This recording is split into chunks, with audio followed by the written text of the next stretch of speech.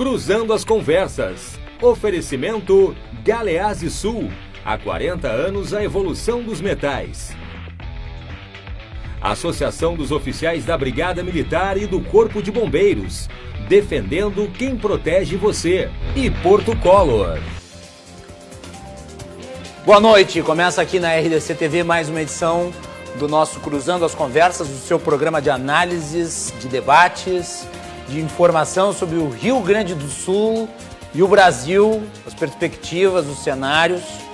Você nos acompanha pelos canais 24 e 524 da Claro Net TV, pelas redes sociais @RDCTV Digital. Você pode nos acompanhar no Instagram, no Facebook, no Twitter e no YouTube. Não deixe de mandar a sua mensagem. Curta e compartilhe esse programa, a sua participação sempre é muito importante. Agradecemos sempre a todos que aqui deixam o seu recado. O Cruzando as Conversas é um oferecimento da Associação dos Oficiais da Brigada Militar e do Corpo de Bombeiros, defendendo quem protege você. De Galeazzi Sul, há 40 anos, a evolução dos metais. E Porto Color, soluções gráficas, a Porto Color atendendo através do WhatsApp. Tem os serviços da Porto Color na sua casa. Eu vou começar o programa parabenizando a nossa querida Fernanda Ponciano, que é a diretora de jornalismo e produção aqui da RDC TV, que hoje está de aniversário. A Fernanda é uma grande profissional, uma pessoa que está aí construindo um enorme trabalho aqui junto à emissora, que vem fazendo essa cobertura da pandemia do coronavírus e que daqui a pouco também vai fazer a cobertura das eleições em novembro. E a Fernanda tem na sua personalidade a natureza do espírito de liderança. E todos nós aqui somos contagiados, não apenas por isso, mas também pela sua enorme simpatia. É uma grande colega, é uma profissional de gabarito, é um enorme prazer tê-la aqui conosco. Parabéns, Fer, e muitas felicidades. E quem também está de aniversário hoje é o nosso presidente, Márcio Ion, que é o idealizador desse canal. Márcio, felicidades, muitos anos de vida. O Rio Grande do Sul precisa de empreendedores, precisa de pessoas que apostem em inovação. A RDC TV, que é esse veículo que foi criado a partir dessa tua visão de uma nova emissora, cumpre essa função como uma televisão que traz informação com material bastante expressivo sobre o que acontece no Rio Grande do Sul. É uma televisão de gaúchos voltada para os gaúchos, claro, sem perder a atenção nos desdobramentos do que ocorre fora daqui. Então, parabéns, Márcio, muitos anos de vida para ti, felicidades. Muito bem, no programa de hoje nós vamos falar sobre, obviamente, a pandemia, os efeitos econômicos, é o assunto de todos os dias, porque, afinal de contas, é o assunto mais importante de todos. Os efeitos da pandemia, do ponto de vista da economia e do ponto de vista da saúde. Eu acho que a gente tem que parar, inclusive, de tratar as duas coisas como se fossem divergentes, como se fossem uma antítese da outra. Uma está profundamente ligada à outra, até porque é o agente econômico saudável que pode empreender e trabalhar. Não tem como uma pessoa doente empreender e trabalhar. Apenas o agente econômico saudável. Portanto, a saúde virtuosa e a economia virtuosa, elas estão irmanadas. E o trabalho que a RDC TV tem feito nesse sentido é alertar para a necessidade de nos precavermos, de seguirmos protocolos de saúde, protocolos sanitários, mas ao mesmo tempo sem perder de vista a necessidade de que estamos em um estado que precisa de desenvolvimento. Nós precisamos de recursos financeiros para vivermos, para nos desenvolvermos. E isso, obviamente, se faz através da produção de riqueza com a economia. Os agentes econômicos saudáveis trabalhando livremente, com o Estado como um ordenador jurídico, mas não como um interventor, muito menos como um ente autoritário que destrói os direitos individuais. É nesse detalhe que nós temos que nos ater para tomar boas resoluções. E é tudo isso que nós não estamos vivenciando no momento no Brasil. nós estamos observando uma criminalização da atividade econômica privada, né? A endeusificação das decisões estatais, que nós sabemos, na ampla maioria das vezes, é incorreta, inadequada, sem os... A demora no repasse relativo ao Ministério da Saúde, que apenas gastou 30% do orçamento previsto para lidar com a pandemia. Nas esferas estaduais, a falta de correção nas decisões relativas à identificação da distribuição de recursos para hospitais, de EPIs, de criação de vagas de UTIs, e nas esferas municipais, em muitos casos, não em todos, em muitos casos, nós temos visto prefeitos se transformando em senhores feudais, munidos do poder de decreto, que é muito fácil de ser exercido, porque o papel ele é facilmente imprimido e imprime qualquer coisa. E daí as decisões racionais, as decisões com diálogo, acabam sendo substituídas pela imposição.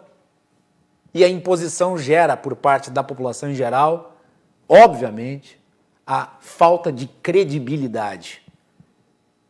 Nós estamos vivendo um momento de falta de credibilidade das decisões que são tomadas, porque são decisões à força, são decisões que extrapolam os limites legais, e nós, ao mesmo tempo, constatamos a incompetência estatal, e daí eu me refiro ao Estado lato sensu, de resolver os problemas que são de sua competência, de sua alçada.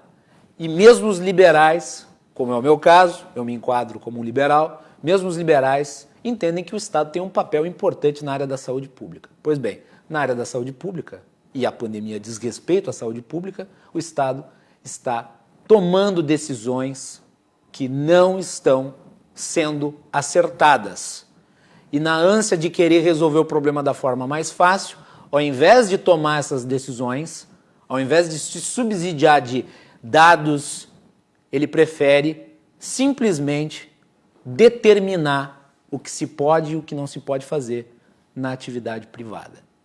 E isso é um caminho muito perigoso que, infelizmente, nós viemos percorrendo até aqui, nesses mais de 100 dias de pandemia, mais de 120 dias de pandemia.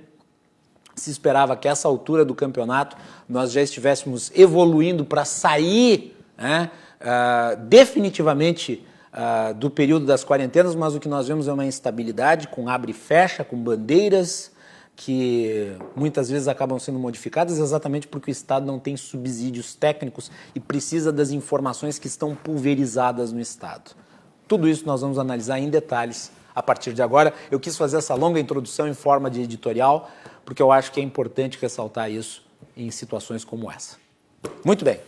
Na edição de hoje, eu tenho aqui no programa os meus convidados. É um prazer recebê-los. Lembrando sempre que no último bloco nós temos a participação do João Carlos Silva, direto de Brasília.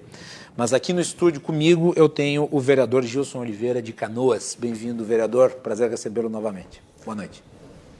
Boa noite, Guilherme Macalossi e Alex, nosso convidado, amigo, prazer em conhecê-los. A todos que estão nos acompanhando aqui nas plataformas digitais, e dizer que me sinto honrado em poder voltar aqui nessa bancada, aqui, discutir políticas públicas, justamente numa semana tão importante aqui, né, que a RDC comemora aí 2 anos de atividade, sendo uma referência aqui na comunicação do Rio Grande do Sul aqui, e com certeza irá continuar.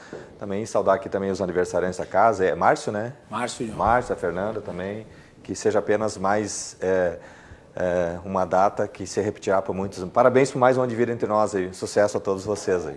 Muito bem, obrigado, Gilson. E quem está aqui pela primeira vez comigo no programa, porque sei que já veio outras vezes, é o empresário, engenheiro Alexis Efremides. Alexis, bem-vindo, boa noite.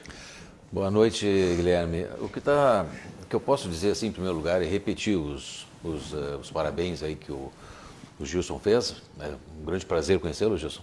E porque uma emissora como a RDC, ela ela mostra duas características muito interessantes do meu ponto de vista. Primeiro, que ela ocupa um espaço daquela TV regional que estava ausente, estava faltando aqui. E isso é muito importante porque tem um toque todo pessoal, com pessoas que a gente conhece, com a nossa realidade do dia a dia de Porto Alegre e do Rio Grande do Sul. Isso é muito interessante. O segundo aspecto é que a RDC, ao contrário de grandes redes que procuram seguir parece que um mainstream dominante, uma espécie assim de pensamento único, que ele vem desde a classe política, desde as instituições do Estado, vem através desses fortes canais de mídia como um pensamento único, e pessoas que não concordam, pensam diferente, parece que são de certa forma escanteadas ou desprezadas. A RDC tem tido uma postura nos seus programas de pluralidade de opinião, e isso é o verdadeiro jornalismo. Muito bem, eu não sei se o Juan já está conectado conosco, ele é o nosso terceiro convidado. Juan Saavedra, advogado. Bem-vindo, Juan. Boa noite. Não estou ouvindo, Juan. Macalossi. Agora sim. Vai lá. Me escuta? Sim. Beleza. Boa noite, Macalossi. Boa noite, vereador Gilson. Boa noite, Alexis. A toda a audiência qualificadíssima aí da RDC, como sempre. É um prazer estar aqui, a primeira vez por vídeo, mas agradeço mais uma vez a oportunidade de estar falando com vocês aí sobre esse assunto, que é o assunto do momento e vai ser por um bom tempo ainda, né? Com certeza. Eu vou começar pelo Alexis, que está um dos organizadores aí das recentes manifestações de empresários que ocorreram aqui em Porto Alegre. Até agora, duas manifestações. Não. Só na Assembleia duas, na Praça da Matriz duas. Eu contabilizei só as da Praça da Matriz. As da Prefeitura já foram umas 4 ou 5. Então, tô errado, eu tô calculando igual as subnotificações de coronavírus. Sem contar as do Parcão. Que eram com outras pautas, e depois as pautas também foram abrangendo a questão das posturas ditatoriais dos governos em relação à pandemia. Eu gostaria que tu falasse um pouco sobre o movimento, como é que tu está vendo a evolução dele e quais têm sido os resultados. Porque teve uma essa semana, na frente da Prefeitura, eu estava no programa com o Cláudio Andrade à tarde, o portal RDC, Sim. E nós comentávamos sobre a ausência do prefeito, apesar da presença de vários políticos, vários vereadores aqui da capital. Como é que tu avalia a ausência dele e como é que tu avalia o crescimento do movimento? Bem, eu vou citar o nome dos movimentos que estão apoiando mais essas manifestações. Tá? O primeiro é o movimento que eu estou integrando já há algum tempo, que se chama Movimento Livre Iniciativa.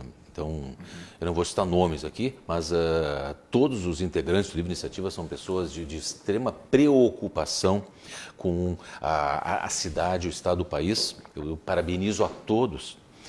Principalmente lembrando que são pessoas que não têm interesses particulares nisso, é simplesmente um ativismo puro, espontâneo, sem partidos políticos por trás. O segundo movimento que tem... Políticos são bem-vindos, mas é apartidário e apolítico, no caso. Depende. O movimento é apartidário e é apolítico. Perfeito. Recentemente já estão aparecendo políticos. Nós sabemos, eu não estou condenando a política aqui, porque nem é a pauta do programa, mas todos nós devemos ter muito cuidado com o processo político, porque sabemos que ele é muito sensível dentro de uma democracia a uma distorção das suas finalidades. Nós vemos isso todos os dias. Não é a pauta do programa agora. O outro movimento, que é um grupo de empresários que tem atuação no Brasil inteiro, chama Brasil 200, ele tem apoiado e tem participado nas últimas manifestações de uma forma bastante produtiva. A questão toda dessas manifestações é que há uma dissociação no modelo representativo de representação política. Ou seja, em tese, a sociedade elege seus representantes que irão defendê-la. A partir de eleitos, cria-se uma dissociação entre a sociedade e os seus representantes. A sociedade quer uma coisa e os eleitos fazem outra. Políticos, em geral, adotam uma narrativa mais adequada, mais conveniente para o momento, porque o objetivo é ganhar a eleição. E eu entendo isso. Só que, vejam bem, a sociedade não encontra mais um canal de comunicação. Em todas as vezes que nós estivemos nos protestos, nós pedimos, em alto-falante, que caso o governador, ou caso o prefeito não quisesse nos atender e ouvir as nossas reivindicações, ouvir os nossos pontos de vista, que mandasse um secretário, que mandasse um representante, mas nem isso aconteceu. Me parece... Foram esnobados. Totalmente. Eu não levo para o lado pessoal isso. Todos nós fomos lá de forma voluntária, de forma abnegada. Então, o que está acontecendo é que essa postura de não atender, essa postura de se esconder num castelo, não dar diálogo à sociedade, ela acaba não eliminando essa manifestação social. Pelo contrário, acaba incrementando ela. Porque as medidas adotadas pela pandemia, que eu acho que nós vamos falar a seguir, né, Guilherme? Essas medidas, no nosso ponto de vista, elas são equivocadas. Elas não só não estão combatendo adequadamente uma vitória sobre a pandemia, sobre o vírus, como ainda estão agravando o conjunto de situação, o complexo de situação que envolve não só a saúde, mas envolve a economia e envolve um terceiro fator que até não constou na chamada do programa, que são as liberdades individuais. É que não cabia no caso. Mas o teleprompter aí não entrou tudo, né? Boa, tá muito espirituoso, hein? Boa. Mas então assim, veja bem, saúde, economia, mas tem liberdades individuais. Suponhamos que muita gente acredite que ficar trancado em casa vai resolver. Pô, legal, ok. Mas essas pessoas não se contentam em elas ficarem em casa. Elas querem que quem não concorda com isso seja obrigado a ficar em casa, com violência. Porque o Estado usa de violência contra o cidadão. O Estado impõe, obriga e se não cumprir, ele é violentamente atacado. Nós vimos vários vídeos aí que rolaram aí na internet de pessoas indo na praia caminhar sozinhas, sem ninguém num raio de 20 metros em torno dela, sendo atacadas e presas e arrastadas e algemadas por policiais. Gente, até que ponto foi isso? Eu ouvi uma notícia hoje que eu não sei se é verdade. Não consegui, tive tempo, estava vindo para cá, não consegui checar a informação, né? Mas eu ouvi que a prefeitura teria até retirado os bancos do Parque da Redenção. Eu vi que tinha uns que estavam enrolados com aquela fita de... A fita aquela de... Não pode... preta e amarela. Aquela. Pois é, eu ouvi que tinham agravado isso, estavam já retirando os bancos. Agora, olha o custo social disso, tem que tirar os bancos, depois armazenar, depois colocar os bancos. Quando a bandeira ficar amarela, bota os bancos, ficar vermelha, tira os bancos. Tá virando uma piada isso. Ou seja, as autoridades elas estão se transformando em motivo de chacota já. Talvez por isso, né, os nossos governantes não queiram debater, estão numa situação protegida, né, por um séquito de assessores e secretários. Né? E essa adesão dos vereadores aí, dos políticos que começaram a aparecer? A que se deve? Políticos, a gente sempre vai ter que dividir em dois tipos, né? Em cada situação vai ter algum que acredita naquilo, está defendendo algo que a sociedade está pedindo, e tem outros que vão aproveitar a onda e vão tentar caminhar naquele sentido, né, para aproveitar a narrativa mais adequada para o momento. Né? Veja o caso da eleição do prefeito na última eleição, tá? que por acaso até concorri como candidato a vice numa chapa concorrente. Em um partido pequeno, que não teria chances, né, de ganhar, mas mandamos a nossa mensagem, né, mensagem de liberdade econômica. Aí o que aconteceu? O governo eleito na prefeitura hoje comprou a narrativa similar à nossa, de liberdade econômica, de liberalismo, tá? E na prática foi feito ao contrário. Não só rompeu a liberdade econômica de forma absoluta aqui na nossa cidade, como também atacou liberdades individuais que são sagradas, ir e vir. Essa tentativa agora de proibir os ônibus de aceitarem o cartão TRI e também não aceitarem pagamento em dinheiro. Mas se uma pessoa quiser simplesmente pegar o ônibus para ir no médico, ela não pode pagar em dinheiro, não pode usar o cartão, como é que ela faz? Como é que o pobre faz? Ele tem que pagar um táxi? Ele tem que pagar um Uber? Como é que ele faz? Como é que ele faz? Me parece que é uma falta de visão e uma insensibilidade imensa, principalmente em relação às classes pobres da sociedade. Porto Alegre não é uma cidade de população rica. Porto Alegre é uma cidade de população muitos pobres. Imagine essas tentativas de isolamento radical que ele tentou, que está fazendo, né, que está acontecendo.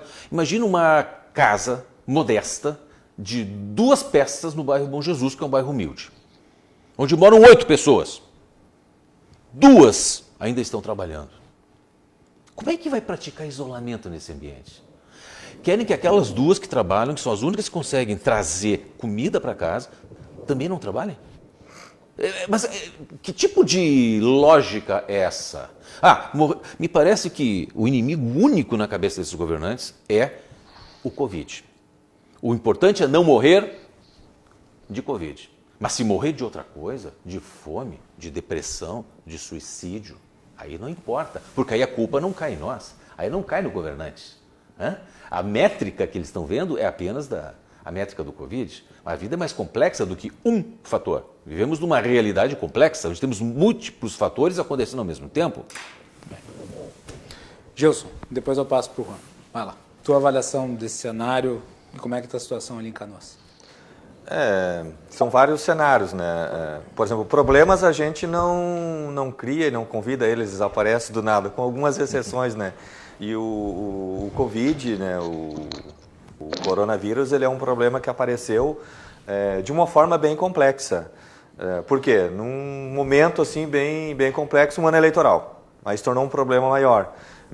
Eu acho que mais um problema ideológico hoje do que um problema epidemiológico, na realidade, né? Porque para muitos gestores públicos, infelizmente, se tornou uma bandeira, para outros um problema, uma mazela, e nós temos observado isso, não digo mundo afora, mas no Brasil, infelizmente, pela nossa característica, e o povo brasileiro ele é um povo difícil, né? Não tem como se comparar assim na questão principalmente do distanciamento social. O que eu vejo? Que a Organização Mundial da Saúde ela tem o seu protocolo, ela trabalha empiricamente, é lógico, com dados científicos, né? E fez todo aquele relatório. Parece uma biruta, né? Onde todos os países estão adotando e é o primeiro ponto de partida. Lógico, vamos para aquilo que é real. Mas nós temos que entender que as nações, os povos, as culturas, os estados, as cidades, elas têm realidades diferentes. Vivem circunstâncias diferentes, climas diferentes, então nem tudo que é aplicado lá na Europa ele pode ser aplicado aqui, entendeu?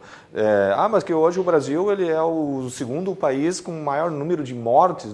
Não, essa estatística está errada. Se tu olhar no geral, sim, mas nós não podemos comparar com um país lá oriental ou europeu, que a maioria deles cabe dentro do Brasil.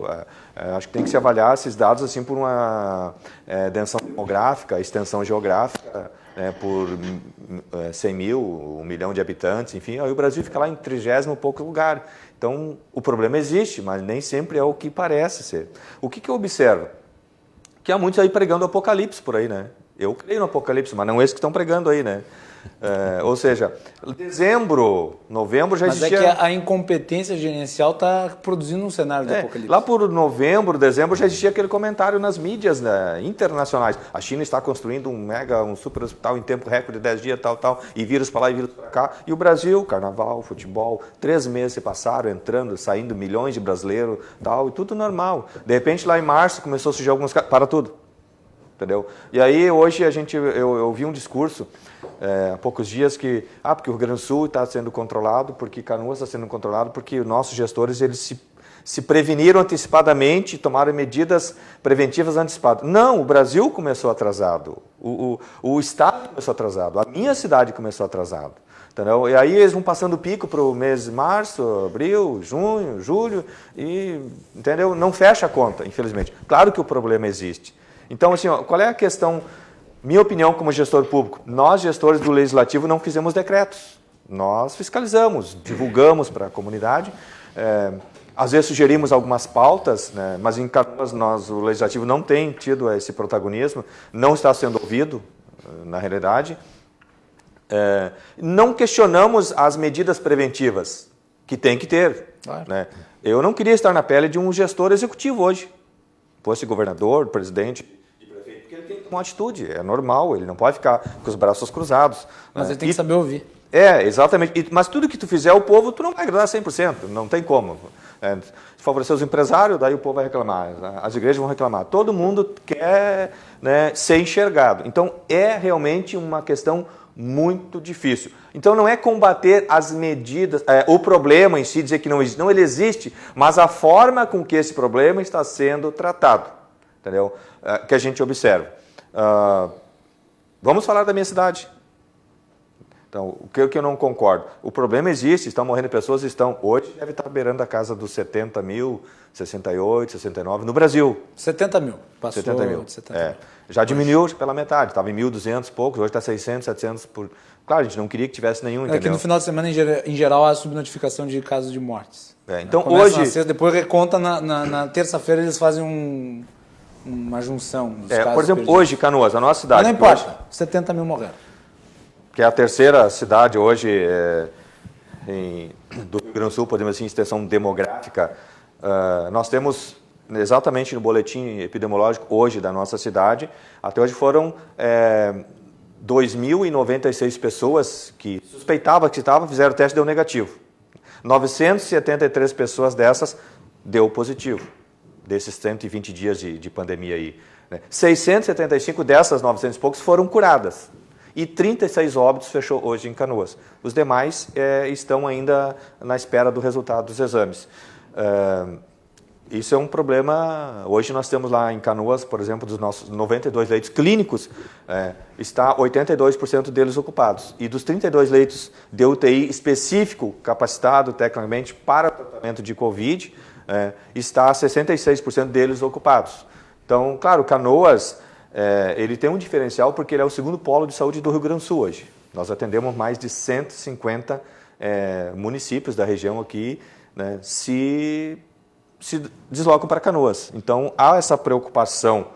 Mas, o que eu digo? Nossas políticas públicas no Brasil, de um modo geral, nós nos preocupamos mais sempre em apagar incêndio, trabalhar em cima dos efeitos e não da causa dos problemas. Por exemplo, toda a campanha política que a gente presencia, a nível de majoritária, se trabalha em cima de 3 eixos sempre: educação, segurança e saúde. Saúde, educação e segurança. Mas os anos passam e continuam os mesmos problemas, porque não há um investimento para se resolver o problema. Aí quando surge pior do que isso, não existe um investimento assertivo e correto. E quando dinheiro tem, mas é mal aplicado. Aí quando existe uma mazela, uma desgraça como essa, parece que aí começam a querer resolver os problemas. E aí se cria outros problemas. Então eu vejo, assim, eu sou da linha liberal também, inclusive aprovamos lá o ano passado em Canoas, acho que a primeira cidade do Brasil, né, de grande porte, da liberdade econômica, incentivando o empreendedor, facilitando a vida daquele que quer empreender, e hoje o que nós vemos é os primeiros a serem prejudicados. Então, não por defender essa bandeira, porque é uma coisa lógica na sociedade, é os que mais estão sendo prejudicados. Entendeu? Por exemplo, o problema existe. E tu acabou de falar na introdução aqui, qual é, na minha visão também, como alguém liberal, onde é que está o problema dos decretos? Não sei se é aqui, mas em Canoas, o Estado ele decreta e o município ele regulamenta e muda algumas coisinhas. Geralmente 90%, 99% continua a mesma coisa. Restaurantes, só em delivery, teleentrega. Ou take away. Tá. Supermercado só até domingo meio-dia. Shopping até domingo meio-dia. Aliás, estão fechados. Isso é bobagem, porque tu concentra o público num horário menor. Qual é a diferença que deveria vai aumentar, fazer? inclusive. Faz tornar-se 24 horas. Eu acho que isso aumenta o problema, concentra num horário reduzido o número de pessoas e não flexibiliza. Não vai resolver. O vírus não vai escolher domingo de tarde, entendeu? Então, é a forma como o problema está sendo tratado. Algumas medidas a gente concorda, elas são essenciais, mas algumas, aí entra a questão que eu falei, ideológica e outros interesses que não é dar prioridade à saúde do povo. Claro, nós temos outros problemas de distanciamento social que geram, que é o pico do problema, transporte coletivo, transporte público. Então, é muito mais do que num comércio pequeno, que entra uma pessoa por hora, 2 horas, e comprar, e que é os que mais são prejudicados. Entendeu? Existem outros tipos de aglomerações que são inevitáveis, que é ali é que está o foco. Não é na empresa, entendeu? Ou tu ir lá num supermercado, ou comprar com medidas de higienização, de distanciamento, de prevenção. A vida tem que continuar. Ou seja, a maioria dos governantes estão tentando resolver um problema, criando um outro maior. E o Bolsonaro está dizendo. Até porque o STF tirou dele esse protagonismo e deu para os governadores e para os municípios. Dizendo, o Brasil vai quebrar, volte a trabalhar, dentro das regras, mas volte a trabalhar. Entendeu? É a nossa visão, acho que e entre outras coisas. Então, lá em Canoas nós temos alguns problemas, nós vamos falar na sequência aqui também, no meu ponto de vista, como gestor público, que a gente é cobrado. A gente não cria fake news, nós não trabalhamos em cima de sensacionalismo, a gente opina sobre fatos públicos, né, de conhecimento da sociedade. Muito bem. Vamos fechar a roda com o Juan. Juan, tua avaliação. Bom, existe uma frase que eu gosto muito dos anos, que fala que você pode ignorar a realidade, mas não pode ignorar as consequências de ignorar a realidade. Nós temos aí duas realidades que são postas. A primeira realidade é talvez a maior crise sanitária dos últimos 100 anos, um vírus que se multiplica rápido, que existe pouco conhecimento ainda, e do outro lado existe a atividade econômica. Essas são duas realidades que ignoradas nem pela sociedade e muito menos pelo gestor. Aqui no Rio Grande do Sul a gente começou a adotar o distanciamento social controlado, né? Em meados de maio, final de abril, por ali, quando o governo estadual implementou essa política. E acho que o prefeito de Porto Alegre confundiu o distanciamento social controlado com o fechamento descontrolado.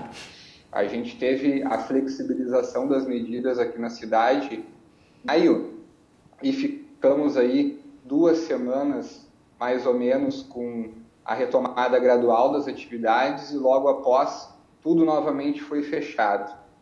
Eu não sou empreendedor, eu não sou empresário, minha profissão é advogado, mas eu moro aqui no centro de Porto Alegre, moro na Demétrio Ribeiro, numa rua que tem muitos comércios aqui, tem diversos restaurantes aqui na Demétrio, e conversando com os empreendedores de lá, eles me relataram o momento de penúria que estão passando. Porque quando houve a reabertura, eles retomaram seus estoques, eles compraram materiais, insumos para poder oferecer isso às pessoas que ali passavam, e com o fechamento agora eles retomaram ou apenas para o delivery, né? Isso causou um enorme problema, inclusive de abastecimento do restaurante. Afinal, ele teve que se desfazer rapidamente de tudo que havia comprado e estocado, porque a demanda do take-away e do delivery é muito menor do que a demanda que tem no local. A gente precisa, evidentemente, adotar medidas sanitárias adequadas, medidas que resguardem a saúde, a nossa saúde e a saúde de toda a população em geral. Eu já falei que isso num programa onde eu vim. Minha mãe, por exemplo, pega ônibus todos os dias de manhã para ir trabalhar. Ela trabalha em uma empresa que é considerada de atividade essencial. O que a Prefeitura de Porto Alegre apresentou em termos de planejar o transporte coletivo para evitar que houvesse aglomerações. E as aglomerações aconteceram. Haviam pessoas pegando ônibus e ficavam em pé. Não houve uma otimização do sistema de transporte coletivo aqui na cidade. Agora, o Alex citou mais recentemente, Marquesã decidiu suspender o tri das pessoas. Mas como se locomovem, se precisarem ir no hospital, precisam ir no médico, precisam, às vezes, dar até o suporte a um familiar que não pode sair de casa por um ou por outro motivo. O que mais incomoda é também a incoerência do poder público. E hoje tem um caso que deixa para mim muito claro e evidente, que é a questão da dupla Grenal. Eu sou gremista fanático, eu adoro futebol, estou morrendo de saudade de sentar na frente no domingo, na quarta-feira da noite e assistir meu time jogar. Mas o Marquesã liberou os treinos da dupla Grenal e pode liberar o Grenal nos próximos dias.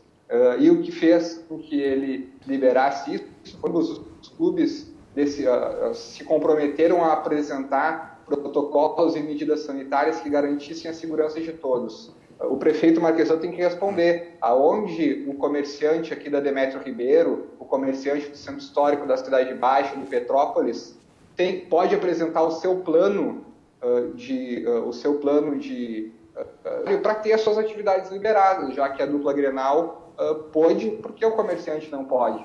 É apenas pelo poder político e pelo poder financeiro dos clubes de futebol. Então existem muitas coisas que precisam ser revistas e muitas realidades que precisam ser enxergadas. Não é simplesmente governar pelo medo, e quando se entende que o número de leitos está atingindo a sua capacidade, e não está ainda. Porto Alegre hoje chegou beirando os 80% de leitos de UTI. Parte desses leitos, não todos esses 80% são ocupados por questões do coronavírus. Existem essas duas realidades que precisam ser enxergadas. A prefeitura tem que zelar pela responsabilidade da população e, mais uma vez, errou, se equivocou quando não adotou medidas restritivas para a própria Orla do Guaíba em outros lugares. Uma coisa é nós irmos fazer nossas atividades físicas sozinhos, Outra coisa é haver aglomerações e rodas de chimarrão, como estava havendo na Orla do Guaíba. Enquanto a prefeitura pedia para as pessoas ficarem em casa, apertava o cerco contra o comércio, nada fez com a Orla do Guaíba e decidiu adotar essas medidas no final do mês de junho, e não tinha feito nada até agora. Então fica difícil compreender o que a Prefeitura de Porto Alegre planeja, o que o prefeito Marquesan, enquanto gestor público, pensa para o futuro da cidade, quando as medidas que coloca e as suas falas, muitas vezes, são incoerentes com a realidade, incoerentes, inclusive, com as medidas que ele pratica. Aliás, é importante destacar na tua fala, Juan, que houve por parte da Prefeitura Municipal de Porto Alegre também uma contrariedade à adoção de máscara por parte das pessoas. E está aí uma medida sanitária básica que não impacta na economia e que evita a contaminação, ou pelo menos diminui o risco de contaminação. Isso foi muito contraditório do ponto de vista de tanto rigor com relação ao distanciamento social por um lado, mas na parte da participação dos indivíduos no combate ao coronavírus, esse desleixo, dá para se dizer assim. Não sei o que tu pensas. Eu concordo contigo, Macalossi, e mais, a Prefeitura de Porto Alegre demorou para orientar que no transporte coletivo cobradores e motoristas utilizassem as máscaras. Tem muitas pessoas que acham que usar máscara avilta a nossa liberdade individual, que nós somos colocados aos pés de um tirano por colocar máscara. Mas colocar máscara muitas vezes é para proteger a nossa saúde. Aqui no comércio da minha rua, ninguém entra sem máscara. Esse dia eu estava conversando aqui com a senhora que é dona da padaria aqui na frente, questionei ela, né, como é que eles estão lidando com essa questão da pandemia. Ela me disse, o decreto permite que até 3 pessoas entrem nos lugares, mas aqui, como a gente acha que é menor, a gente está permitindo só 2, não entra ninguém de máscara por causa do decreto, mas porque eles também querem mostrar para as pessoas que estão se protegendo. Regras, um local privado, regras privadas, vamos respeitar e vamos adotar essas medidas para a segurança de todos.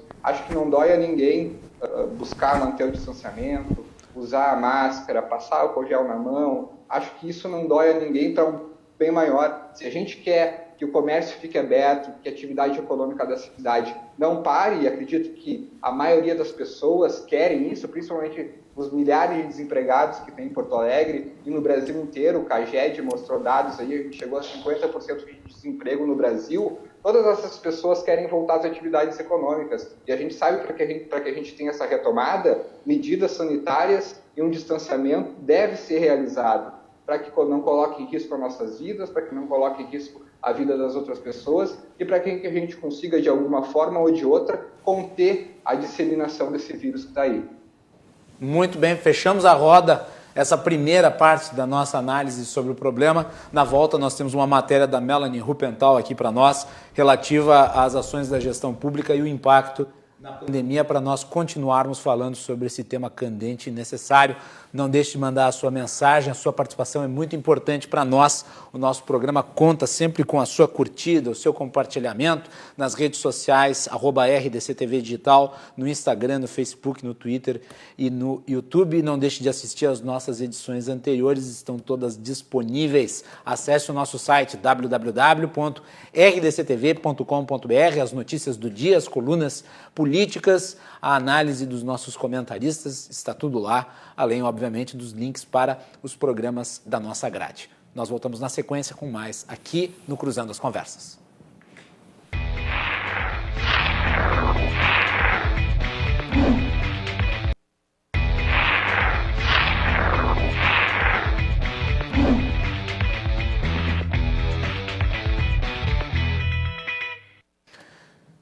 Muito bem, nós estamos de volta aqui na RDC TV, o nosso programa Cruzando as Conversas, sempre trazendo para vocês a análise dos acontecimentos mais importantes, dos assuntos que impactam na nossa sociedade. O nosso programa é um oferecimento da Associação dos Oficiais da Brigada Militar, defendendo quem protege você. Galeazzi Sul, há 40 anos, a evolução dos metais. E Porto Color, soluções gráficas a Porto Color, atendendo através do WhatsApp. Tem os serviços da Porto Color na sua casa. Muito bem, nós estamos de volta. A Melanie preparou uma matéria sobre as ações da gestão pública e como elas estão impactando a iniciativa privada. Vamos à nossa reportagem especial. Devido a decisões da gestão pública, o setor privado sofreu grandes impactos financeiros com a restrição no horário de atendimento e também com o fechamento de portas por causa da pandemia do novo coronavírus.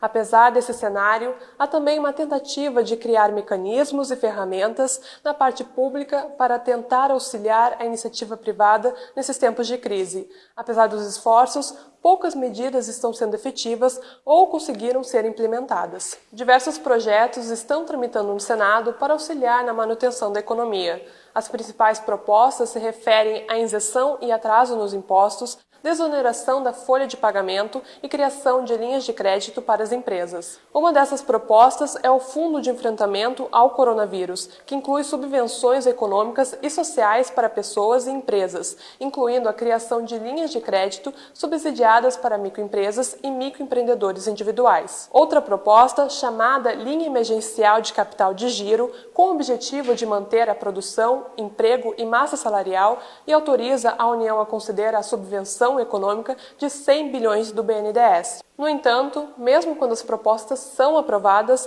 há uma grande morosidade para se chegar na ponta e nas empresas que precisam desse auxílio para manter os seus empreendimentos funcionando. Neste quadro, não há só empresas que acabam encerrando as suas atividades, como também há um menor número de empreendimentos que foram iniciados. Segundo o Ministério da Economia, houve uma queda de 29,5%, quando comparado com o mesmo período de 2019. Nesse cenário, então, se concretiza a maior preocupação dos empreendedores, tanto de grandes ou de pequenos negócios, devido ao extenso período de pandemia, o abre e fecha das empresas, a demora para se implementar as decisões e os auxílios e a incerteza do futuro do mercado, Macalossi. Voltamos contigo aí no estúdio e um bom final de semana a todos. A Melanie sempre com as suas reportagens muito detalhadas aqui para nós, trazendo informações, dados para a gente debater e analisar. Vou inverter a roda, vou começar pelo Juan. Juan, a tua avaliação aí dessas informações trazidas pela Melanie. Bom, esses projetos que tem tramitado aí, esses dias a MP do emprego foi ratificada, né? Sem a questão da desoneração, as empresas, muitos setores reclamaram. Fica muito difícil de imaginar uma retomada depois desse momento que a gente está vivendo, sem que se gerem incentivos para que isso aconteça, né? E acredito que a desoneração da folha de pagamento seja uma das principais formas de se incentivar a geração do emprego formal. Eu também tenho recebido relatos de empresas que têm muita dificuldade na interpretação da forma como o governo tem trabalhado a questão dos empréstimos, principalmente aqueles empréstimos que têm origem na MP destinada também para manutenção do emprego, ou seja, está sendo criado o programa, está sendo disponibilizado o crédito, mas esses créditos não estão chegando aonde ele deveria chegar, que é na ponta, que é no empreendedor, a pessoa que está precisando dele para pagar os salários. Isso também expõe um pouquinho da falta de concorrência que a gente tem no setor bancário brasileiro, né? A gente tem poucos grandes bancos que fazem o intermédio, que recebem esse recurso do governo federal e estabelecem a sua série de exigências e esse recurso acaba não chegando na ponta, não chegando no principal interessado. Agora tu não acha... desculpe me interromper, mas é porque eu tenho tratado desse assunto aqui no programa, falamos semana passada, inclusive, quando recebemos a Gisele Brown, que é economista do BID, e o Rodrigo Saraiva Marinho, que é advogado, é uma pessoa que tem um conhecimento econômico muito grande. E eu fico muito preocupado com essa questão do crédito, porque o dinheiro existe, né? Está à disposição, não está sendo acessado.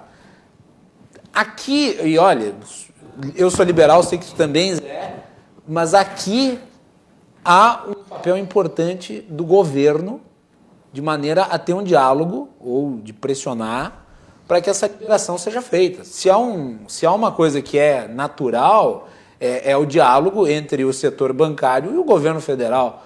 E nesse aspecto, eu acho que está havendo uma falha, ou não está sendo bem sucedida a forma como isso está sendo levado adiante. Não sei o que tu achas. Eu também concordo com o Macalossi em relação ao governo federal. Enfim, existem uma série de situações causadas justamente por essa falta de iniciativa, por essa falta de liderança, por essa falta de plano, por esse senso, por essa falta de assumir também a sua responsabilidade.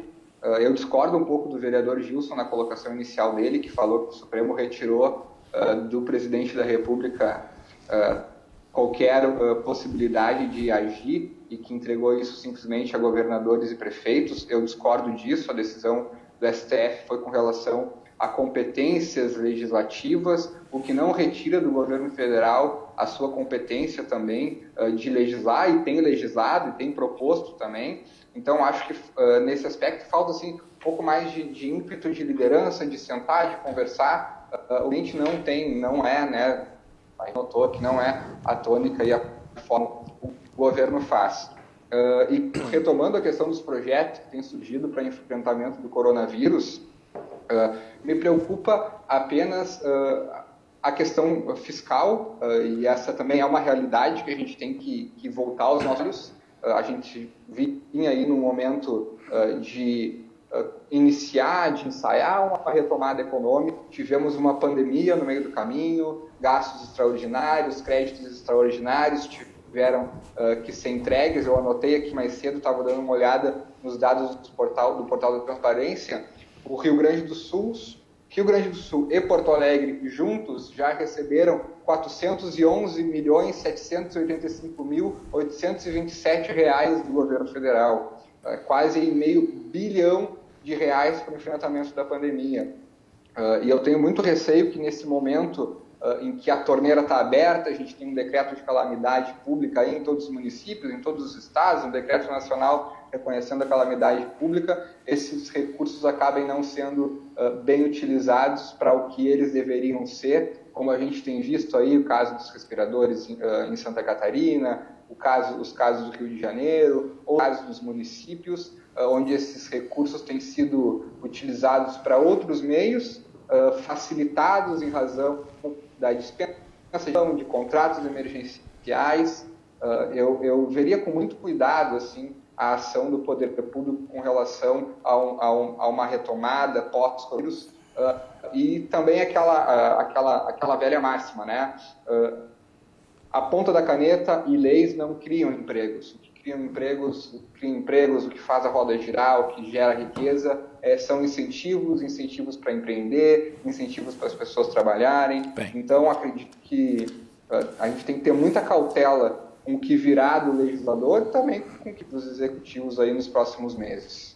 Gilson. E que a gente não esqueça a agenda de reformas que a gente tem que tocar ainda. Vamos lá, Gilson. Bom, vamos abordar vários aspectos aqui dentro da gestão pública na crise. O que acontece? O chamado estado de calamidade, ele se torna para alguns gestores públicos um grande negócio, para outros uma dor de cabeça. O que nós temos observado no Brasil atualmente?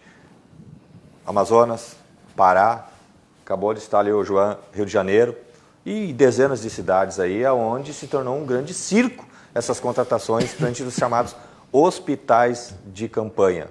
Né? Que, aliás, Porto Alegre... Respirador que não funciona. Desses 400 e poucos milhões que falou, Porto Alegre, segunda-feira, hoje saiu no Jornal O Sul, terá que fazer um relatório prestando contas por ordem do Ministério Público, se vence o prazo, para mostrar onde é que foi os 115 milhões que chegou até agora. Como que foi gasto isso? Então, aí é que está o grande problema. Então, a gente observa que se tornou um corriqueiro no Brasil todo. Vamos falar da minha cidade, por exemplo. O prefeito lá questionou que Canoas não pode ser comparada com hospitais de campanha, por exemplo, que foi construído em Passo Fundo, em Santa Cruz, que são cidades menores, é outra realidade, e já existiam as estruturas prontas, fizeram em ginásio, e Canoas é um polo de saúde que atende mais de 100 municípios. Tranquilo, isso é um fato. Só que nós podemos comparar sim, porque essas cidades usaram estruturas públicas, como ele falou, ginásios. Canoas não tem ginásio, não tem prédios públicos? Tem. Como que não pode ser comparado? Outra coisa, haveria uma grande possibilidade, uma grande demanda por ela atender mais de 100 municípios. Mas então que se fizesse, começasse a aumentar essa estatística, cria um hospital de campanha. Ele é uma estrutura que se monta em dias, uma semana. Aumentou, cria outro. Não, eles foram lá naquela história de resolver o problema na raiz, construíram 4. Aliás, um nem chegou a ser concluído por causa das denúncias que houve, e 2 nunca foram usados, foram desmanchados.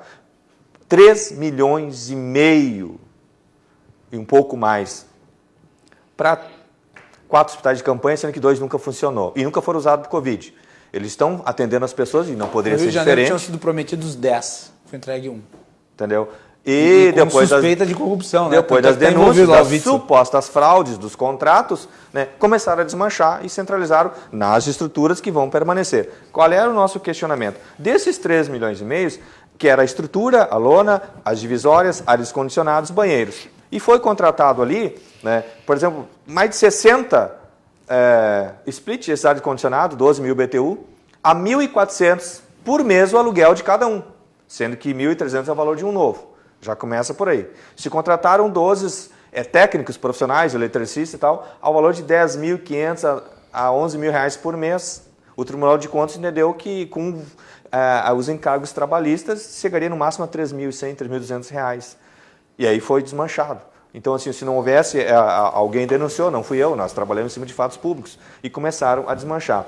Então, esses valores, eles dariam para comprar, conforme a última licitação do Ministério da Saúde, né, 70 novos respiradores, que custam em torno de 49 mil reais. Tem Rio de Janeiro pagaram 100 e poucos mil, quase 200 mil. E fora universidades que têm, fora que as universidades têm desenvolvido projetos de produção de respiradores mais baratos, inclusive, do que aqueles oferecidos pelo mercado em si. Entretanto, não vejo aquisição desses produtos por parte dos gestores. E também, com todo o respeito, estamos aqui hoje num canal de televisão, referência na mídia gaúcha aqui, a RDC, né, que temos o prazer de vir aqui, mas, né, atualmente a nossa prefeitura tem gasto em torno de R$500 milhão, é a estatística, em propagandas na empresa de ônibus e na RBS e outros canais de televisão. É importante fazer comunicação? Mas com as redes sociais hoje, tu minimiza um monte. E neste momento a gente entende que é um gasto desnecessário, porque esses valores, se nós formos transformar em algo útil, daria para pagar mais de 2 mil testes de Covid para a população. Isso tem faltado. Entendeu? Mais dobraria hoje o que nós fizemos até agora, dos 2 mil e poucos em Canoas. Então, quantos testes em Canoas foram realizados? 2.096. Quantos habitantes tem Canoas? Hoje está em 353, 354 mil. Vocês fazem ideia do quão microscópico é isso? Quer dizer, você ter 3 mil testes no universo de 300 mil pessoas, um teste... 1%. É uma quantidade ínfima que não te permite ter ciência de como é que está... Né? Ciência no sentido de saber como é que estão as coisas, no sentido de mapear a doença, fazer o isolamento efetivo, fazer política pública, sem teste. Eu escrevi um artigo no site aqui da RDC, sem teste, qualquer tipo de política pública está fadada ao fracasso. Você não consegue nem fazer rastreamento da doença. Como é que você presume, você chuta, você simplesmente faz um jogo de adivinhação. Essa semana está começando lá um novo projeto que é o tratamento precoce, né? Suspeitou, vai fazer uma avaliação. E detalhe, né? Legal, mas ali agora... ali perto em Esteio, o prefeito Pascoal, que nós temos que elogiar quem faz bom trabalho. O prefeito Pascoal em Esteio está fazendo um excepcional trabalho na medição de testagem em massa. É um diferencial no país, é um case. Se começou agora também, vai começar em Canoas. Está em tempo? Não sei, algo tem que ser feito, né? Para se descobrir. Mas então, assim, o que eu digo é a forma, não é o problema nós temos que atacar. A forma que alguns gestores estão fazendo para resolver esse problema que é de todos. Eu sempre digo, nós não estamos no mesmo barco. Estamos enfrentando a mesma tempestade em circunstâncias diferentes e situações diferentes. E, claro, cada local tem a sua peculiaridade. Então, acho que alguns casos atrasaram, outros aceleraram demais e é um dinheiro público. Então, como eu digo, o estado de calamidade ele se torna para alguns um grande negócio, para outros nem tanto. Mas o Brasil, infelizmente, pela cultura que nós temos, a mídia está mostrando, né? Nós estamos opinando aqui em cima de fatos públicos, né? Inclusive hoje a notícia, antes de vir para cá do Rio de Janeiro, lá do ex-secretário e tal, quase 5 milhões já dentro do carro do cara. De onde é que saiu esse dinheiro? Entendeu? Do nada, justamente nesse contexto que nós estamos vivendo hoje, né? Isso é um dos inúmeros exemplos, entendeu? Sim. Então, fica bem complicado, sabe, a situação. E parece que no Brasil eles não falam assim, 3 mil, 4 mil, não, é milhões, é sacos, é malas, entendeu? De onde é que sai isso? Então, para alguns se torna, a mazela social se torna um negócio para outros, entendeu? E aí você vê empresas quebrando, você vê famílias em desespero, você vê milhares de pessoas. A gente é um político e vê as pessoas no gabinete mandando todo dia pedindo emprego, pedindo socorro. Pessoas que tu conhece, às vezes não tem como ajudar, porque tu vai indicar para onde? Ninguém está contratando, estão demitindo. E existem empreendimentos hoje, Guilherme, que eu vejo, tem restaurantes conhecidos na nossa cidade que fechou as portas. Porque é empreendimentos que você não tem como abrir ele meia boca, eu acho meio termo. Ou você abre para bombar ou fecha. Entendeu? E é o que está acontecendo com muitas empresas. Então, infelizmente, a outra questão que foi abordada ali pelo João, a questão do liberar os créditos e tal, é um paliativo, mas não resolve. Eu acho que tem que fazer que nem os Estados Unidos, né? Então, eles dão incentivo para as empresas, abate os impostos, os tributos, os encargos, para que eles gerem emprego, entendeu? Tu viu quantos diferente. empregos foram gerados nos Estados Unidos no último mês? Só que aqui no Brasil, se tu é um empresário sério, honesto, tu vai trabalhar e cumprir todas as tuas obrigações com o governo, você trabalha só para o governo, entendeu? Então, eu acho que é aí que o governo tem que começar a flexibilizar essas coisas para poder voltar, porque nós vamos demorar um tempo, entendeu? Sim, não, pode amanhã não sair um decreto aí, sei lá, federal, estadual, volta todo mundo, deixa as máscaras, vamos voltar a trabalhar. Mas psicologicamente a sociedade ela vai sofrer um efeito colateral por alguns meses, um ano, sei lá, entende? E a economia ela vai custar... Inclusive pós-vacina. Não vai ser assim. Não, com certeza. Então, acho que a melhor coisa, em vez do governo estar dando dinheiro assim, em linha de crédito, que é necessário, tem que repensar nas nossas cargas tributárias para o empreendedor, para que o cidadão ele consiga, pelo menos, permanecer, né, aonde está trabalhando ou voltar, né? Então, é bem complexo. O Brasil é um país grande, né? Temos muitas linhas de pensamento aí. Como eu disse, é difícil nós nos comparar com países que eu te falei que a política tributária relacionada ao empresário dos Estados Unidos é um outro mundo, entendeu? Nós vamos levar... Esses países mais milenares, mais antigos, assim, eles têm uma outra política, né, Os Estados Unidos não é tão mais velho que o Brasil, não. É as ideias. Não, mas simplesmente as ideias. Tem que copiar o que dá certo, né? Com certeza. Agora, antes de passar para o Alexis, mas só para constatar que aqui nós temos o compromisso com a divergência e com o contraditório, e a Prefeitura de Canoas já foi convidada para participar do plantão coronavírus.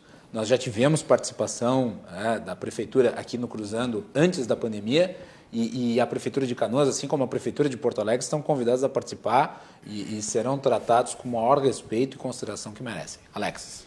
Olha só, saúde é algo muito importante numa sociedade, mas particularmente a saúde pública ela deveria ter uma prioridade máxima, que é a saúde que envolve o coletivo. Não é tão importante ter saúde pública em casos individuais, mas é muito importante existir um mecanismo de saúde pública numa nação para controlar essas questões globais e coletivas, como especificamente um caso de uma epidemia. E justamente na epidemia, quando o Estado deveria estar preparado para combater isso, ficou evidenciado um completo despreparo do Estado em todas as esferas.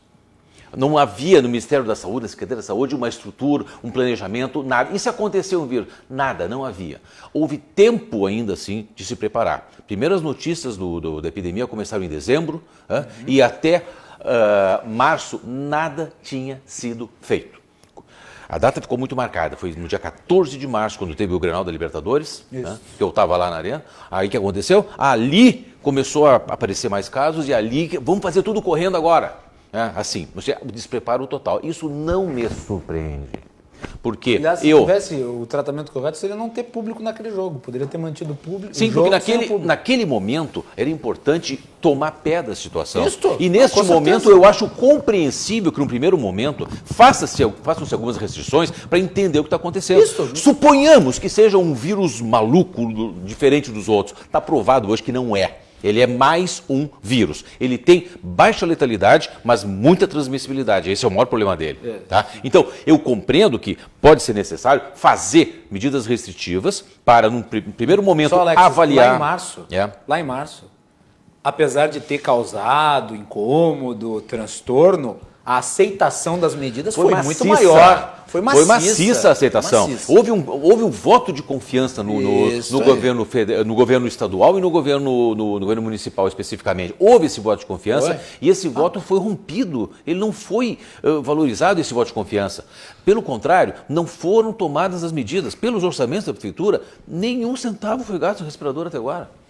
Os respiradores que tem foram recebidos de outras fontes. A privada do leite. A privada doou. Enquanto o público procurou se preservar nos seus privilégios, seus benefícios, né, inclusive com aquela malfadada decisão agora do STF, né, de irredutibilidade salarial, enquanto que os trabalhadores privados estão tendo redução de carga horária e redução de salários quando ainda tem emprego, tá? Porque a maioria foi demitida. Ou seja, é terrível isso. Então, isso aí para mim não surpreende. Eu, como liberal e de longuíssima data, eu sempre tive desconfiança e um pé atrás com governos. Porque eu sei, e isso é muito lógico, que os incentivos que movem os políticos e as corporações do serviço público são diferentes dos incentivos que a sociedade espera que eles tenham. O Juan falou em incentivos. A teoria dos incentivos morais é algo que todo mundo deveria estudar. Veja bem, essa epidemia e tem um detalhe, está... né, Alexis? Os trabalhadores privados pagam, através dos tributos, o salário dos servidores públicos. Exato. Olha, eu nem estou falando de professor e policial. Eu não estou falando disso. Nós estamos falando de castas privilegiadíssimas que incluem o Supremo Tribunal Federal, né? E que não são afetadas. Então, o gerador de riquezas, que está restrito na sua possibilidade de gerar riqueza e de ter renda, ele continua pagando, né, o salário dessas pessoas Sim. que não produzem riqueza, produzem burocracia.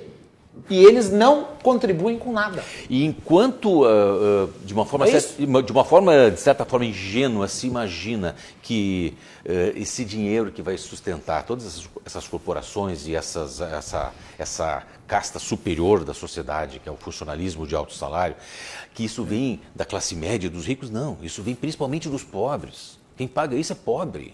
Pobre paga muito mais em relação ao que ganha do que classe média, do que rico. Então, pobre hoje financia enriquecimento do setor público. Isso é trágico. E isso, com a epidemia, e essas distorções ficaram mais evidentes para a população.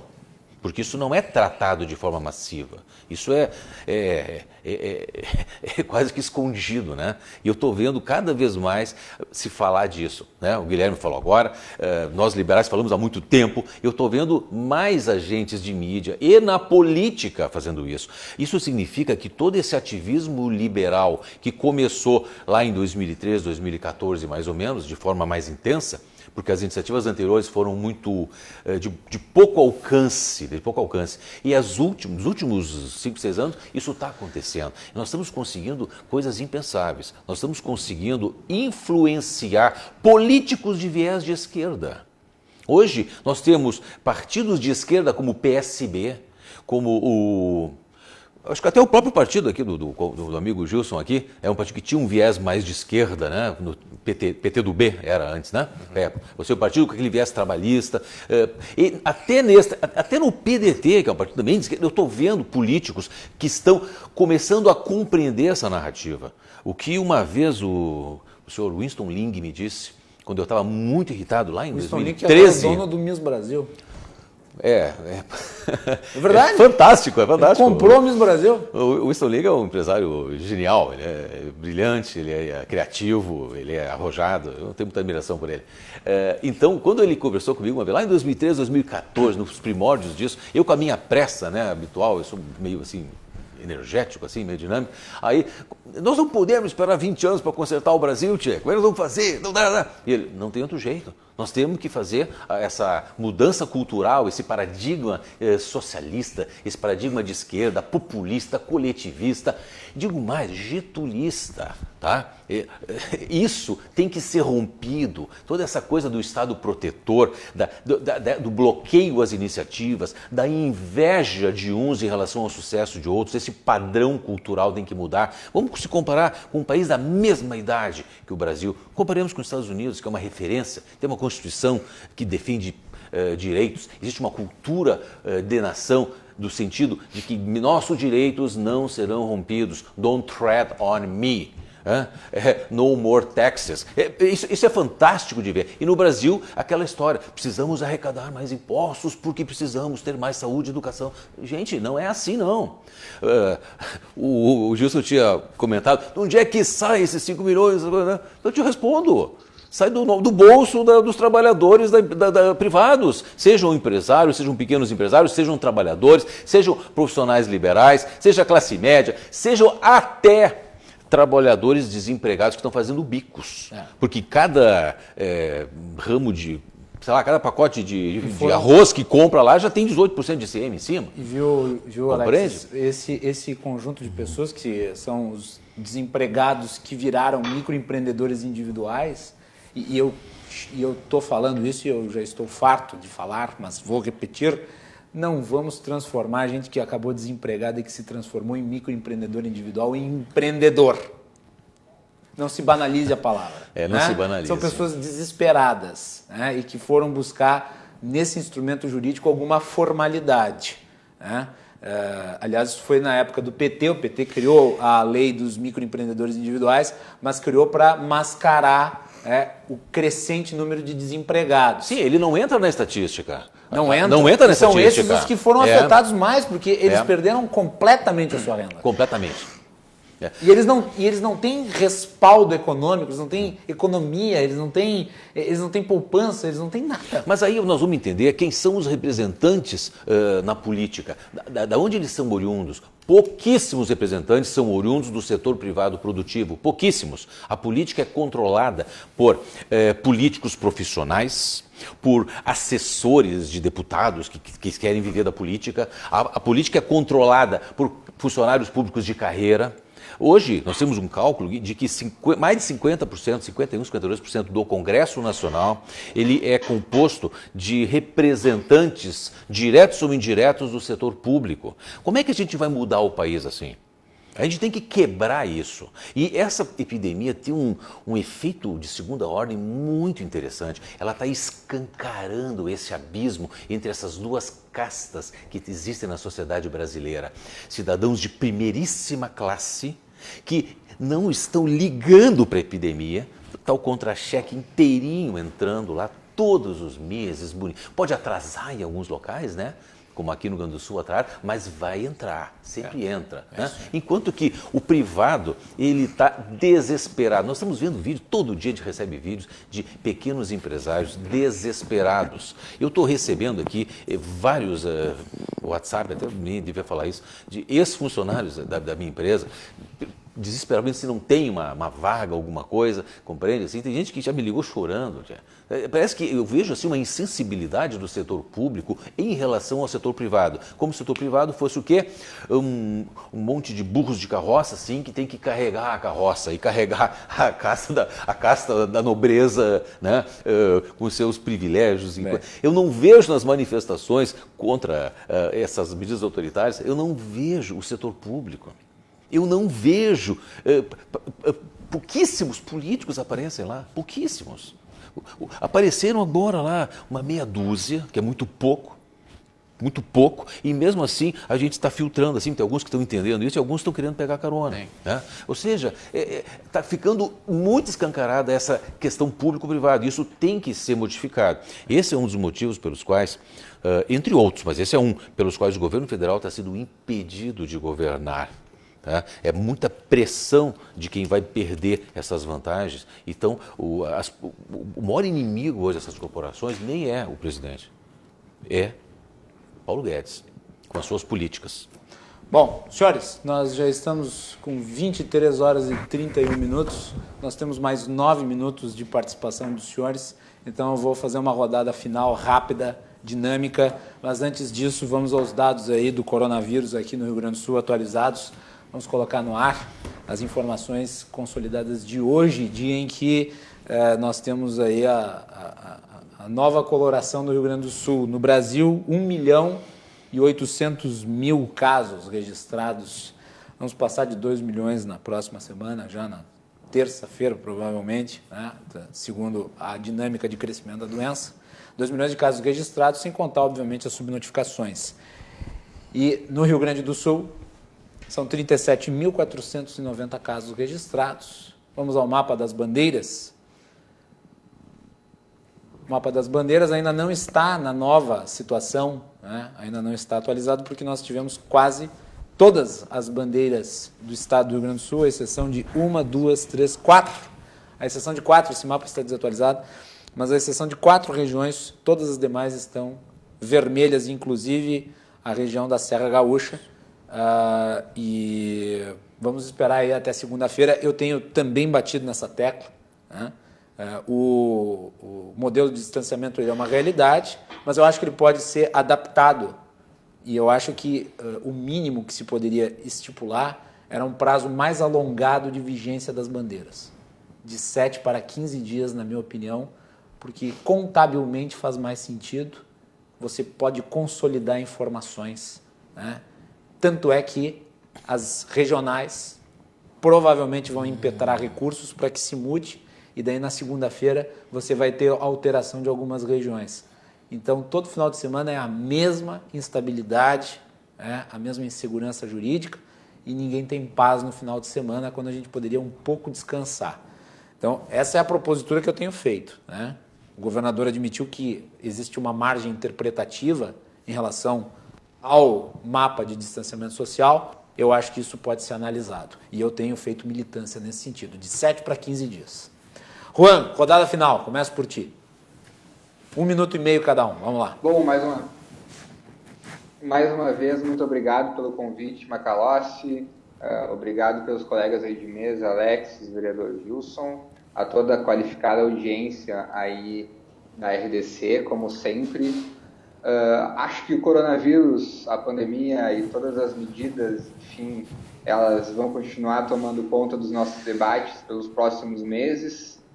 Acho que a gente vai demorar muito para deixar de falar disso, e acho que mesmo depois que isso passar, a gente vai continuar falando isso, mas eu espero sinceramente que nas próximas semanas a gente possa comentar aqui sobre mudanças nas políticas adotadas, um planejamento maior por parte da Prefeitura, um planejamento melhor por parte do governo do Estado, um direcionamento nos esforços naquilo que realmente interessa. Muito bem, como colocou o vereador Gilson, não é o momento das prefeituras investirem em gastos em publicidade.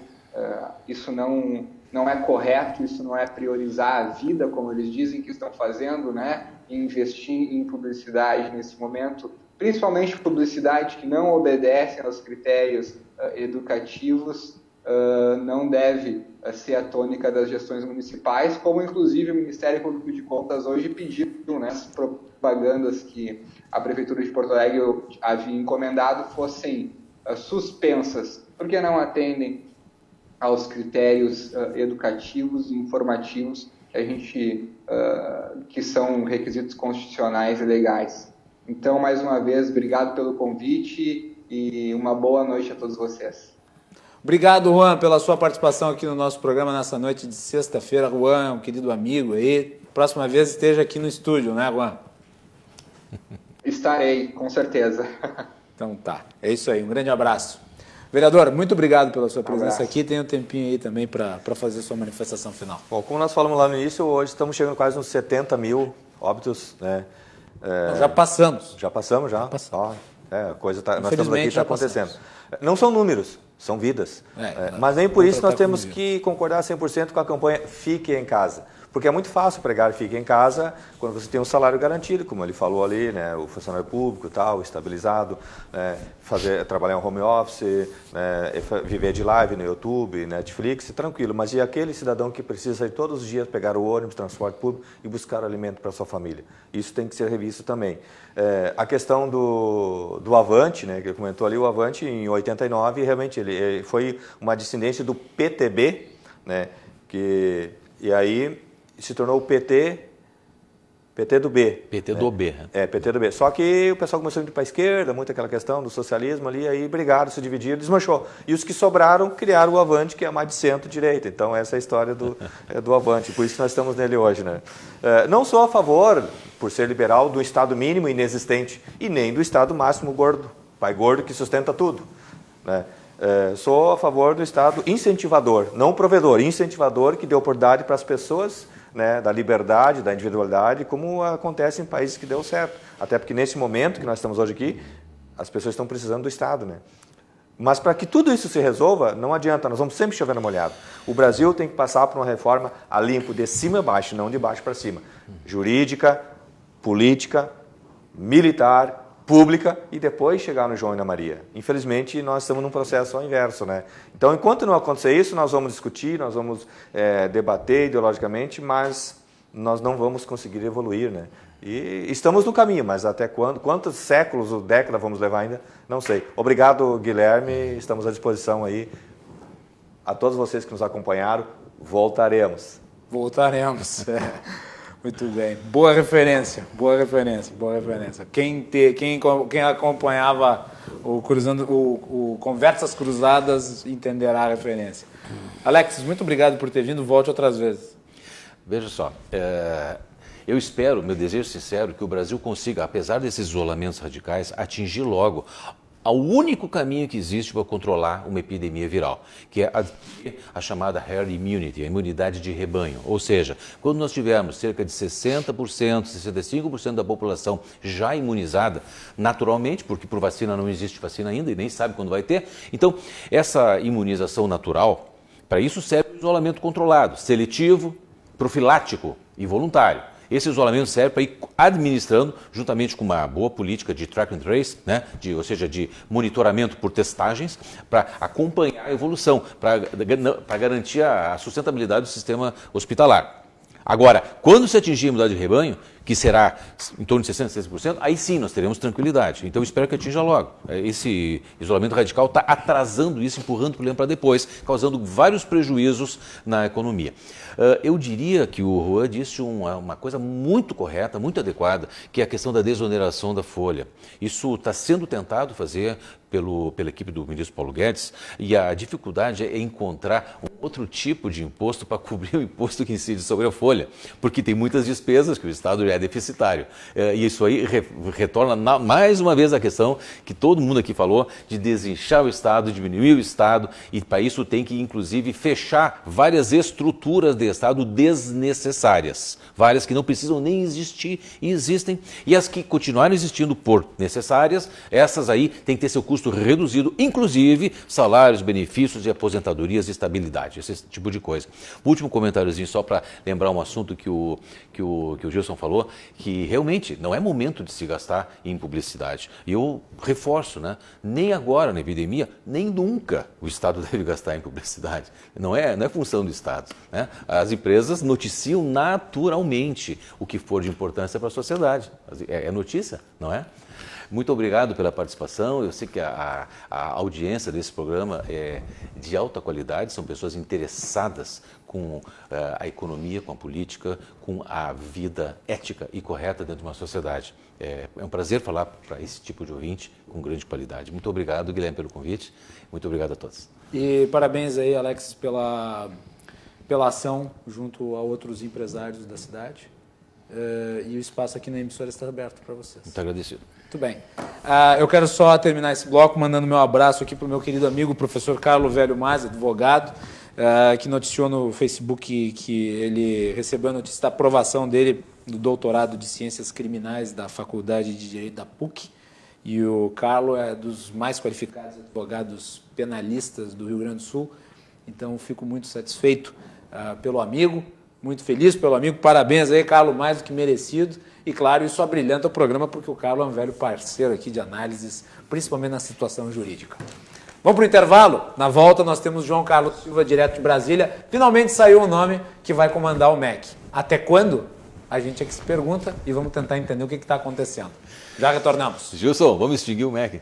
Até semana que vem.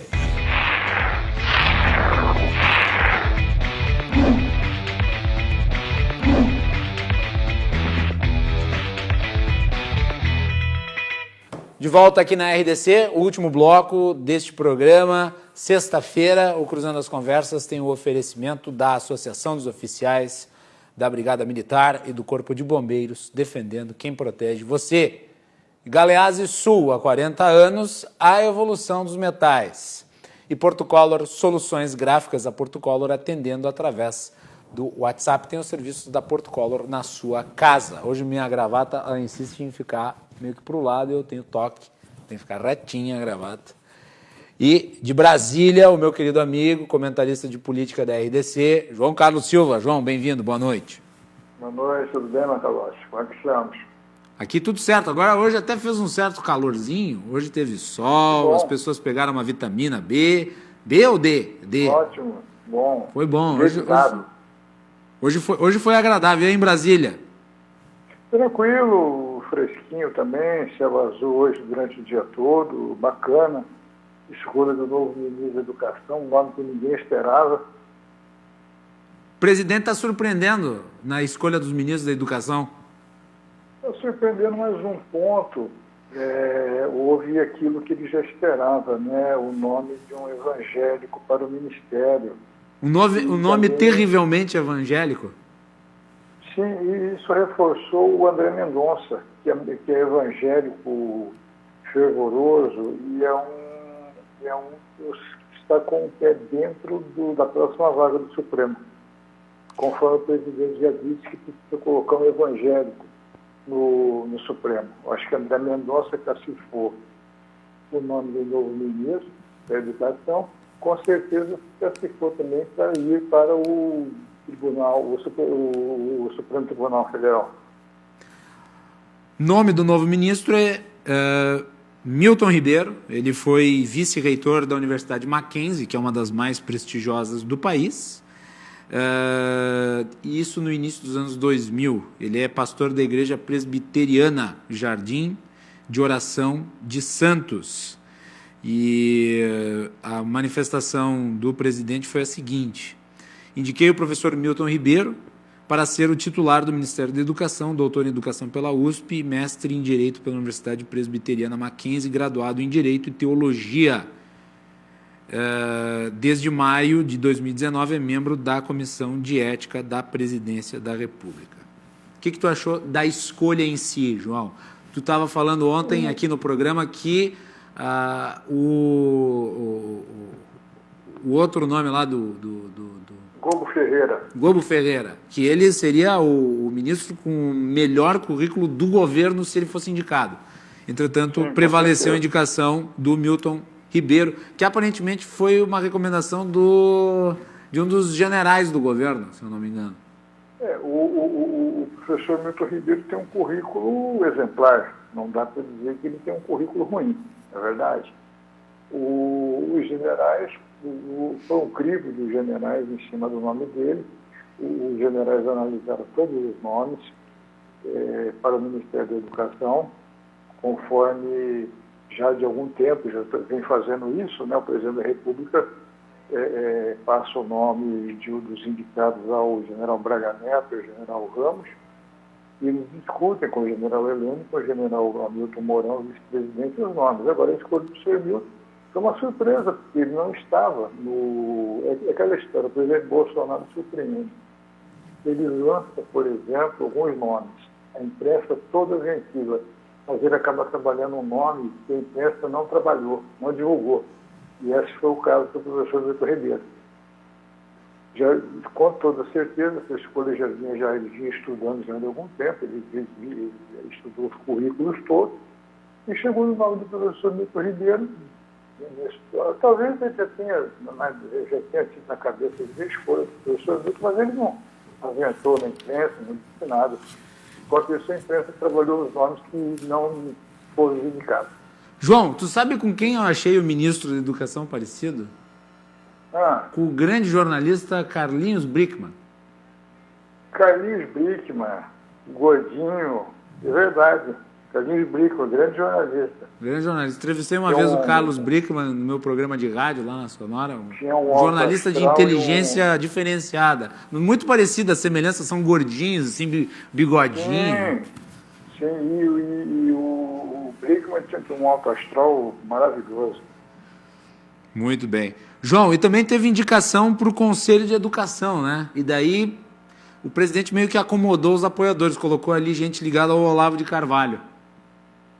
A ala olavista e ideológica, eu estava dizendo... Mas esse nome que foi escolhido é um nome conservador, não vai desagradar essa ala. Não. Eles são indicações assim, para não desagradar ninguém. O presidente da República entrou numa fase agora, ele não quer desagradar ninguém. Ele quer agradar, ele trabalha daqui, dali, ele cria situações. Na verdade, ele está tentando fazer o seguinte: não dar muita ênfase ao que Olavo diz no Twitter, em rede social, porque ele também sapecou os generais hoje também, ou ontem, numa rede social dele. Soltou os cachorros no general de novo, daquele seu jeito característico. O Olavo de Carvalho não cai bem nos generais, e os generais não caem bem também no Olavo de Carvalho. Então, o problema esse é o tipo de problema que ainda bem que o Olavo está nos Estados Unidos. O presidente não precisa esticar muito a bomba a mangueira de água para apagar um incêndio, né? Agora, um conservador é um nome interessante, porque ele acaba unindo todo mundo, então vira assim uma espécie de um consultor, né? Para não ter briga. E, João, hoje nós tivemos aí uma acusação envolvendo a irmã do presidente do Supremo, Dias Toffoli, a Maria Esther Dias Toffoli, que estaria trabalhando em notório uso indevido de cargos públicos. Pois é, essas coisas acontecem quando você menos espera, acontece alguma coisa curiosa. Aliás, não dá mais nem para comemorar a sexta-feira no Brasil, né? Hoje também teve uma operação muito... Aliás, aqui eu vou fazer um apontamento meu. Uma operação muito duvidosa, né? Envolvendo o Movimento Brasil Livre. Uma cara assim de que foi uma tentativa de incriminar ali o grupo. Mas enfim, hoje repercutiu um monte. A gente não consegue mais nem sossegar na sexta-feira nesse país, João. Não há sossego. Inclusive também tivemos as famosas transmissões de reuniões ministeriais, né? Reuniões que ocorrem nos ministérios, como hoje ocorreu no Ministério da Saúde, com o secretário executivo xingando o garçom na frente das câmeras. E essa eu não vi, eu juro que essa eu não vi. Sim, fato, o garçom foi servir um café, ele disse não, aí a moça que estava do lado dele também disse também não, mas o garçom foi levar, parece um copo de água, até foi repreendido veementemente em público, com palavras afrontosas do secretário executivo do Ministério da Saúde e da sua assessora que estava do lado dele, era assessora, ou era secretária, não sei, com o garçom. O pobre do garçom acabou saindo em cena humilhado, praticamente enxovalhado. Agora o secretário executivo... Ele se sentiu, João, ele se sentiu o José Sérgio Gabrielli na época em que ele era presidente da Petrobras sobre a Dilma, que vivia chorando porque tomava chamadas dela o tempo inteiro. O problema é o seguinte, né? O secretário executivo do Ministério da Saúde não tem que se preocupar com o garçom, tem que se preocupar com a pandemia que está aumentando, e o Ministério da Saúde agora não se mexeu. É verdade. Veio a público dizer como é que vai fazer para controlar a pandemia. Não tem projeto, não tem programa, não tem nada. Eles estão brincando com coisa séria. Aliás, o posicionamento do secretário executivo, quando ele enxovalha um garçom, que é um servidor também do Ministério, é um cidadão comum também igual ele, é a mesma coisa que o Ministério da Saúde trata a questão da pandemia a nível nacional. Sem entrevista, sem coletivos, sem planejamento, sem números, sem nada.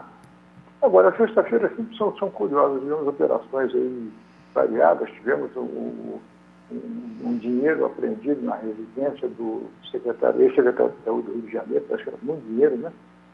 Então, o colchão dele está muito recheado.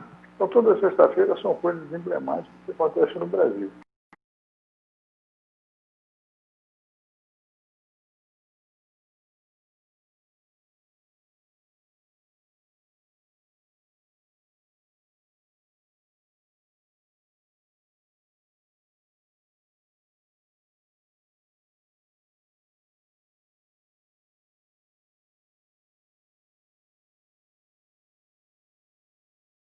Poder Legislativo.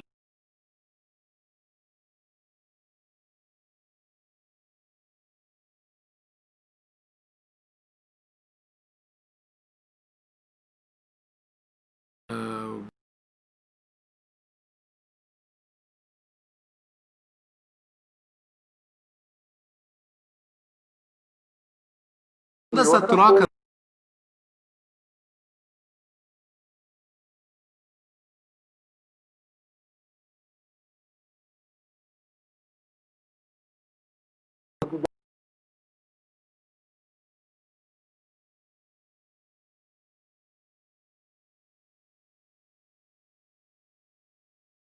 Editor da revista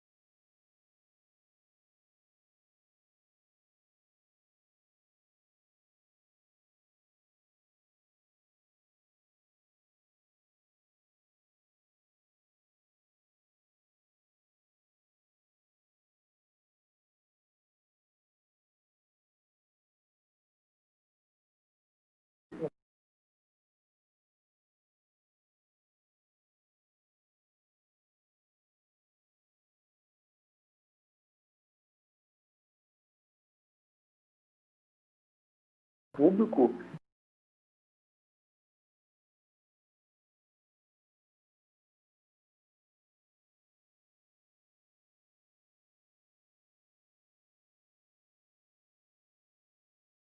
É isso.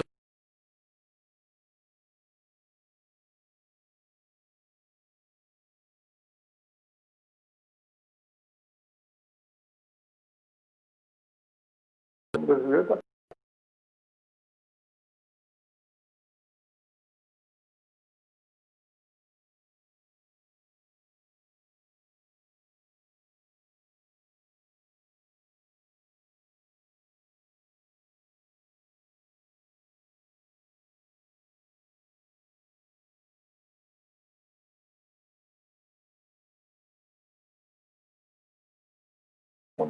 inclusive para a própria.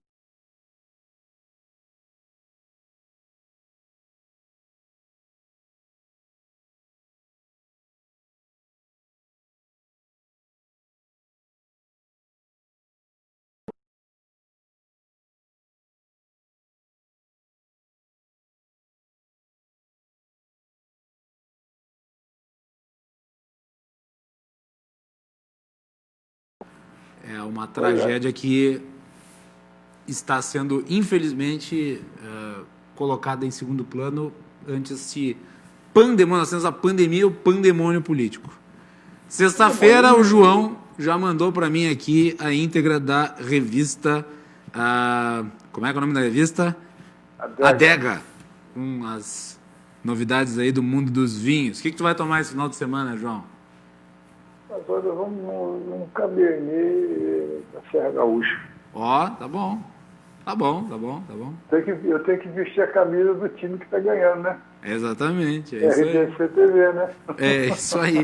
É isso aí. Muito bem. João, muito obrigado, meu querido. Segunda-feira está de volta aqui, sempre com os seus comentários e análises, trazendo as informações em primeira mão lá de Brasília. Um grande abraço a todos, bom final de semana e bom descanso. Obrigado, João. Boa noite. Boa noite. Acompanham as colunas do João Carlos Silva aqui na RDC, no Cruzando as Conversas, de segunda a sexta-feira, sempre no último bloco, e também no nosso site, rdctv.com.br. Acompanhe ali os textos do João, sempre com informações inéditas dos bastidores do poder. Obrigado a todos pela audiência. Nós voltamos na próxima semana, na segunda-feira, às 22h15. Continue com a nossa programação. E não esqueçam que amanhã tem o dia do circuito de lives com apoio aos artistas do Rio Grande do Sul que precisam de espaço, que precisam de apoio, e a RDC é o canal onde você confere a apresentação deles. Boa noite.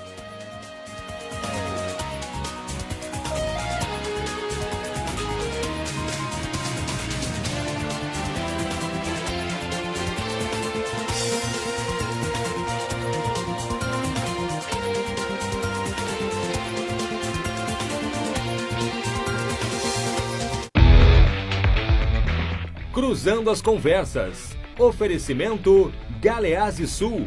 Há 40 anos a evolução dos metais. Associação dos Oficiais da Brigada Militar e do Corpo de Bombeiros. Defendendo quem protege você. E Porto Color.